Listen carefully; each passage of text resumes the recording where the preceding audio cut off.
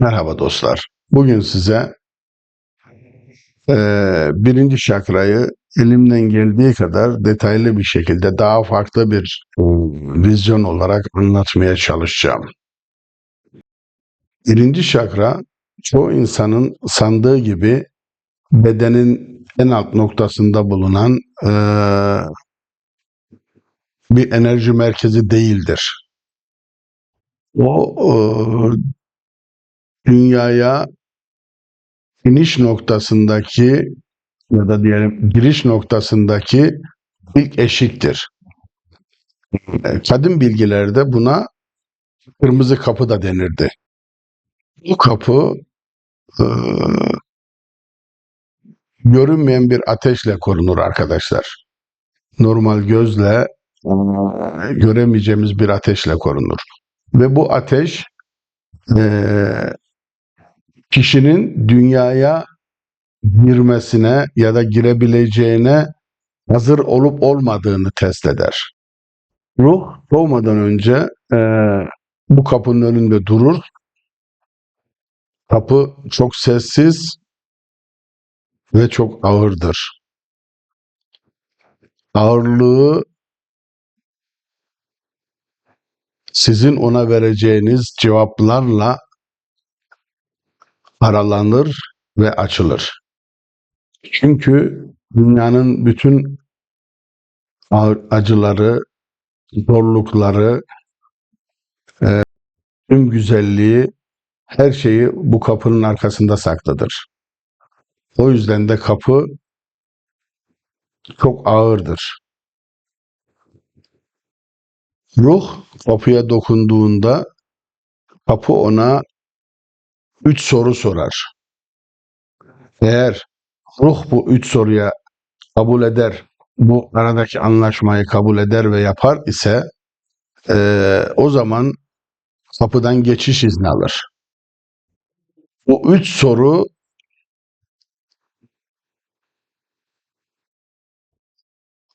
soru sen bu dünyayı kabul ediyor musun?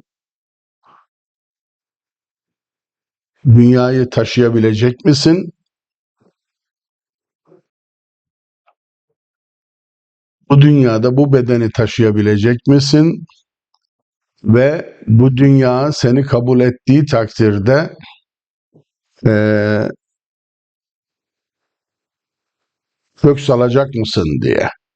Eğer bu mistik sorulara ruh cevap verebilirse kapı açılır ve ruh dünyaya ilk adımını atar. Yani ana rahminden doğar. Bu soruların cevabı bir nevi sözleşme gibidir. Ruhun vereceği cevaba göre bu sözleşme mühürlenir, onaylanır. Ya arkadaşlar anlattıklarım kısa ve farklı ve parça parça gibi geliyor size olabilir.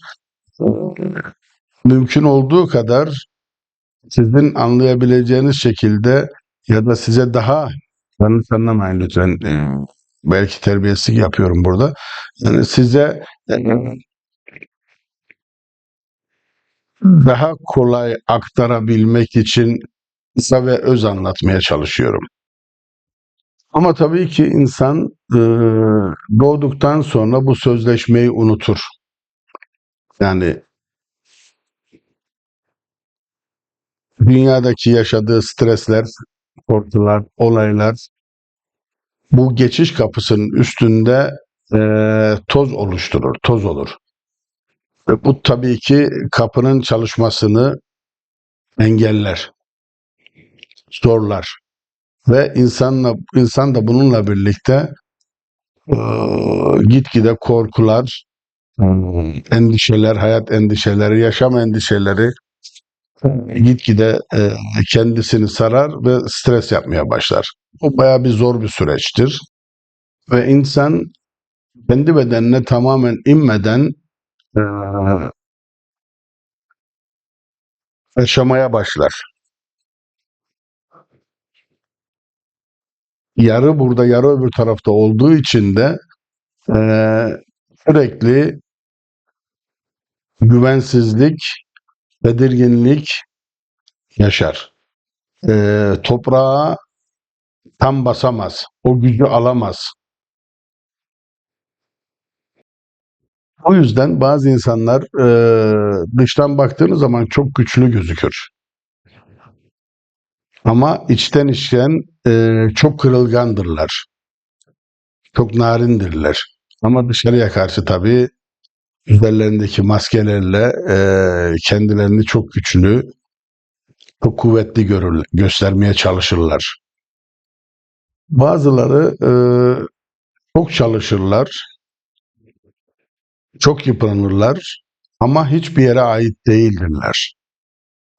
Hiçbir yere sığmazlar, hiçbir yere ait olduklarını kabul edemezler. Bazıları ise o kadar kalabalığın içinde, çevresindeki o kadar insanların içinde kendilerini sürekli yalnız hissederler, tek başına hissederler ve mutsuzdurlar. Çünkü bu kırmızı kapı açıktır ve kişi bu kapıdan içeri girmemiştir, girememiştir. Bir ayağını atmıştır ve bununla birlikte de dünyada yaşamaya başlamıştır. Ama %100 o kapıdan geçemediği için böyle bir stres yaşar, mutsuz olur. Birinci şakra ruhun dünyaya attığı ilk köktür arkadaşlar. Bu kök özür dilerim. Bu kök görülmezdir ama hissettirilir. Sanki ruh toprağın derinliklerine bir çizgi çizer ve bu ruhun dünya ile yaptığı bir anlaşmadır. Eski öğretiler der ki kök çakrası uyanmamış insan kendi bedenine tam olarak inmemiştir. Yani eğer kök çakranız uyanmamış ise siz burada değilseniz yere farklı basarsınız ama siz burada değilsinizdir. Yani sanki havada gibisiniz. Bu dünyayla bir bağlantınız yok ya da tam bir bağlantınız yok. Yere sağlam basmıyorsunuz. O yüzden bazı insanlar hep havadadır ve sürekli bir şeyleri ertelerler, bir şeyleri beklerler ve hiçbir zaman sonuca ulaşamaz. Hayatın içinde yürürler ama adımları tam değildir. Çünkü ayaklarının altında dünya yoktur. Dünya onları duymuyordur. Yani bir yerde eksiksiniz. Kendinizi tamamlayamıyorsunuz. Sürekli bir havadasınız. Yere zemine tam basmıyorsunuz. Bu da ayağınızın altındaki toprak, dünya size istediğiniz güveni vermiyor, hissi vermiyor. Çünkü siz onu kabul etmemişsiniz. Siz onunla tam bir olmamışsınız. Arkadaşlar birinci çakra bu yüzden çok önemlidir. Birinci çakra sadece güvenlik değildir. Ruhun dünyaya kabul edilmesi ritüelidir. Yani birinci çakranız tam aktif olursa siz de bu dünyaya ait olduğunuzu bir nevi de ispatlarsınız ve kabul edersiniz ve dünyada sizi kabul eder. Kırmızı kapının önünde arkadaşlar bir ateş yanar. Bu ateş korkuların ateşidir. Aynı zamanda sizin yansıtmanızla beraber cesaretin de ateşidir. Bu ateşten geçmeyen ruh dünyaya tam olarak inemez. Bu nedendir ki bazı ruhlar, bazı insanlar bu dünyada sürekli korku içinde yaşarlar. Korku kök çakranın ateşidir arkadaşlar. Ama bu ateşin amacı yakmak değil, sizi arındırmaktır. Kök çakra dengesiz olduğunda 3 tane belirginlik olur insan bedeninde, insanda. Sürekli güvensizlik, sürekli belirsizlik, kendinizden emin olmazsınız ve sürekli bazı şeylerden kaçmak istersiniz. Hiçbir yere sığmazsınız, uzaklaşmak istersiniz, kaçmak istersiniz. Çünkü ruh hala o kapıdan geçmemiştir. Hala bu kapının eşiğinde bekliyordur. Ta ki ruh bu tarafa geçene kadar, kapının diğer tarafına geçene kadar, o çakranız %100 aktif olana kadar siz bu stresi, bu sıkıntıyı yaşayacaksınız. Ama ateşten geçildiğinde ruhun altındaki ağırlık değişir. Sanki dünya insanın ayaklarının altında bir nefes üfler, bir rahatlama, bir hafiflik gelir. Eğer o ateşi geçerseniz farklı bir duyguya tanışır. Çok farklı bir kelimelerle anlatmak çok zor. Çok güzel bir duyguyla yaşar farklı bir boyuta geçersiniz arkadaşlar. Çok güzel bir duygu. Ve bu nefes sana duydum der.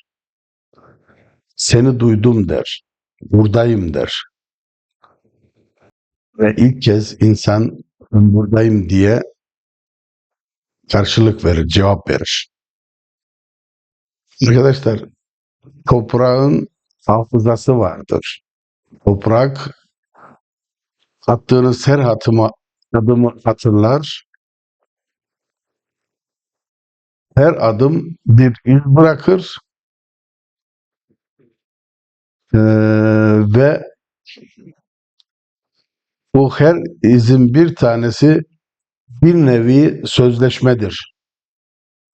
Toprağa sağlam basacağınıza dair, burada olduğunuza dair bir sözleşme. Birinci çakra toprakla bağlantılıdır. Toprağa bağlıdır. Yani birinci çakranın sembolü de zaten topraktır arkadaşlar. O yüzden birinci çakra toprağa bağlıdır. Birinci çakrası sağlam olanlar, güçlü olanlar kararlıdır, sakin yürürler ve sözleri bir ağırlık taşır. Varlıkları hissedilir ve dünya onları tanır. Bir yere gittikleri zaman farklı şekilde karşılanırlar. Ağırlıkları çok farklıdır. İnsanlara yaklaşımı çok farklıdır. İnsanların onlara yaklaşımı, saygısı çok farklıdır. Çünkü kişi ayaklarını sağlam basar. O güven, onun verdiği güven etrafa saçılır ve insanlar bu güveni hissederler arkadaşlar. Kök çakrası zayıf olan insanlar güvensizdir, kararsızdır, kendilerini bir yere ait hissedemezler ve hayatın içinde kaybolurlar. Çünkü dünya onları henüz tanımamıştır. Çünkü henüz o ateş kapısından geçmemişlerdir. Eskiler der ki, kırmızı kapı açılmadan insanın kaderi ağırlık taşıyamaz. Ya da diye bir tabirle ağırlık kazanmaz. Bu ne demektir arkadaşlar? Kader insanın omuzlarına bir anda yüklenir. Kader insanın kökleri güçlendiği zaman gelir ve yüklenir. Ona yük onun üzerinde olur. Kaderini yaşamasını. Çünkü kader hafif ruhları, zayıf ruhları taşıyamaz. Ya da zayıf ruhlar kaderi taşıyamaz. O yüzden kırmızı kapıdan ya da ateşten geçtikten sonra ayaklarınız yere tam bastığında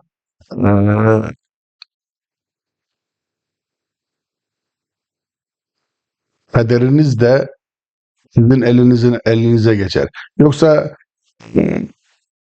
bir şekilde bir yerde yaşar gidersiniz. Gününüz geldiği zaman da göçüp gidersiniz. Yani kaderinizi elinize almak, kaderi yönetmek arkadaşlar sizin elinizde. Sizin yapacağınız bir adım, bir atılım, bir özgüven bütün hayatınızı değiştirebilecek. Değiştirebilir. Değil, özür dilerim. Bunun için de yapmanız gereken, gerçekten yapmanız gereken şey o kapıda geçmek. Geçen gün de konuştuğumuzda anlatmaya çalıştım. Eğer sadece beklerseniz Allah size o yarım ekmeği verir. Mutlaka bir şekilde karnınız doyar. Ama sadece karnınız doyar arkadaşlar. Sonra da yaşamak istediğiniz hayatı sadece hayal edersiniz. Hayal ettiğinizde de kalırsınız. Zaten ileriye de pek gitmez.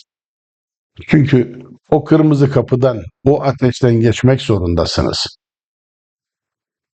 Gök şakrası güçlü olan insan kaderini taşır. Zayıf olan insan ise kaderinden kaçar. Kaçtıkça daha çok yorulur. Çünkü kader insanı bırakmaz arkadaşlar. Sizin bir kaderiniz var, yaşamanız gereken bir kaderi var. Tabii ki ama bu hayatınızda, bundan sonraki gelecek hayatlarınızda bunu yaşayacaksınız. Mecbursunuz yaşamaya, bu kaderi yaşamaya mecbursunuz. Değiştirmek, yönlendirmek size ait. Ama yaşamak zorundasınız. Ne kadar kaçarsanız kaçın, o kader sizi takip eder zaten, sizi bırakmaz.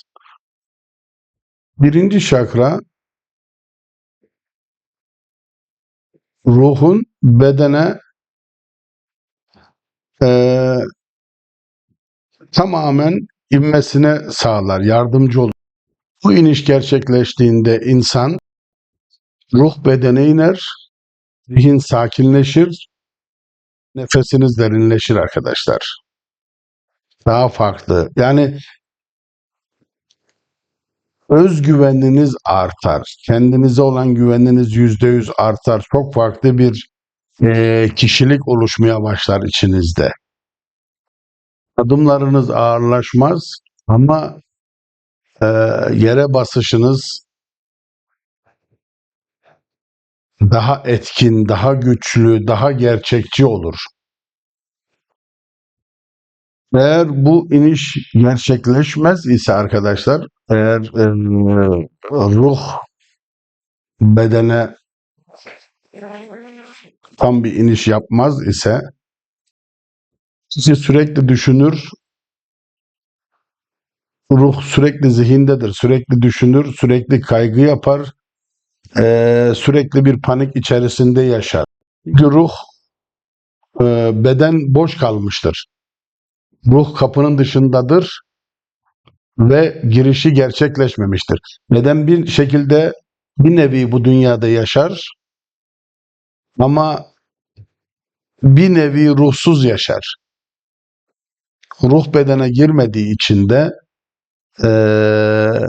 sürekli bir panik, bir korku içinde kalır. Çünkü özgüveni yoktur. Yani kendisini toprağa bağlayacak, köklenecek, o gücü verecek, o huzuru verecek bir düzeni yoktur. Ya da diğer bir tabirle arkası sağlam değildir. Öyle diyeyim daha iyi anlayabileceğiniz şekilde.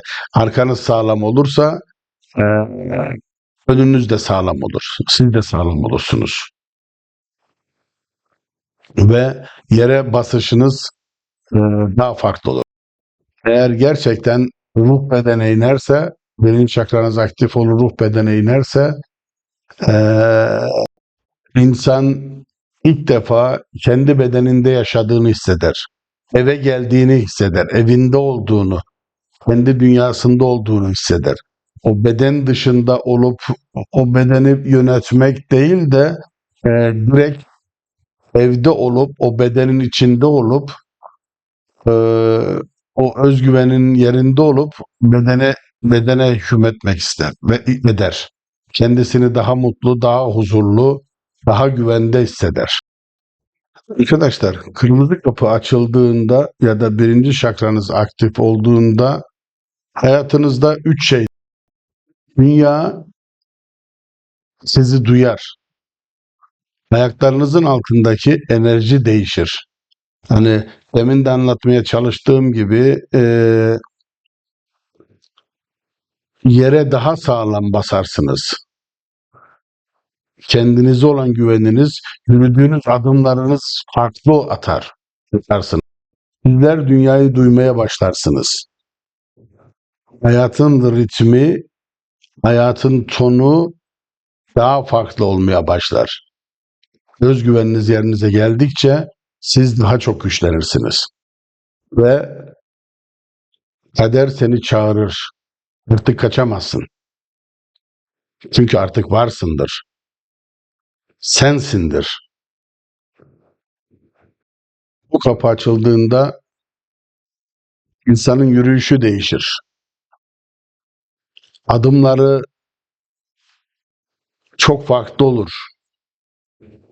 Ağır değil, daha gerçek olur. Yani ağır ağır değil de bastığınız yeri gerçekten hissedersiniz. Gerçekten yaşarsınız bu duyguyu. Bu kelimelerle değil, bunu yaşamak kadar güzel bir şey yok. O duyguyu bir yerde siz yürürken öyle bir adım atarsınız ki etrafınızdaki herkes der ki lan der, buranın sahibi bu mu? Yani öyle bir his verirsiniz çevrenize. Semin attığınız her adım sizin dünyayla yeni bir sözleşme imzalamış gibi olmanızdır. Yeni bir sözleşme olur. Her adımınızda, her özgüveninizde, her yürüdüğünüz yolda dünyayla yeni bir sözleşme imzalarsınız. O farklı bir boyuttur. Farklı bir dünyadır. Yani dostlar, siz adım atarken karşıdaki kişi sizin yürüyüşünüzden ne kadar emin olduğunuzu hisseder. Ne kadar sizin toprakla bağlı olduğunuzu, dünyada olduğunuzu, o gücü içinizde taşıdığınızı hisseder. Ve bu çok önemli. Birinci çakra uyandığında insanın altından görünmez bir kök uzanır. Bu kök sadece dünyaya değil, aynı zamanda insanın kaderine de bağlıdır. Bu kök sayesinde insan hayatın içinde yer tutar, kendine güveni artar, karar verir, yürür, yaşatır, inşa eder arkadaşlar ve inşa eder. Artık dünyaya inmiştir. Artık kabul edilmiştir. Artık buradadır. Korkuları, içindeki panikleri, dünyevi sıkıntıları, artık o içindeki korkular, o panikler, o eminsizlik, içinde yarattığı korku falan hepsi yok olur. Çünkü artık kendindedir. Çünkü artık dünyadadır. Çünkü artık yere basıyordur. Ve buradadır. Burada. Bir de son kez videonun sonu olarak bir şey söylemek istiyorum müsaade ederseniz. Kırmızı kapıdan geçmek ya da o ateş kapısından geçmek demek, birinci çakra sadece bir enerji merkezi değildir dostlar. O ruhun dünyaya attığı ilk imzadır. Bu imza atılmadan hiçbir şey gerçek olmaz. Hiçbir şey var olmaz. Ve sürekli olarak yüzeysel bir dünyada yaşarsınız. Kırmızı kapı açıldığında insan sadece kendini güvende hissetmez, insan var olur. Burada olmak kadar güzel bir şey yok. Ve dünya insanın adımlarını yürümeye başlar dostlar. Umarım size yardımcı olabilmişimdir. Sağlıcakla kalın.